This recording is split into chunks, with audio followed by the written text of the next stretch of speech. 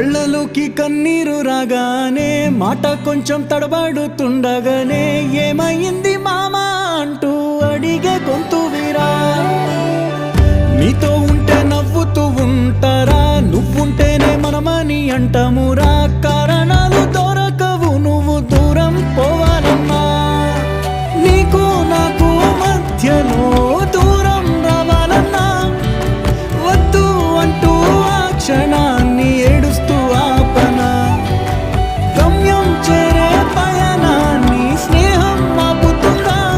నీ మంచే కోరి పొమ్మనేంత ప్రేమే మాకు లేదా. అల్లుకున్న తీగతో కలుసుకున్న కులం, స్నేహమన్న మాటలో ముచ్చటైన ముకురం.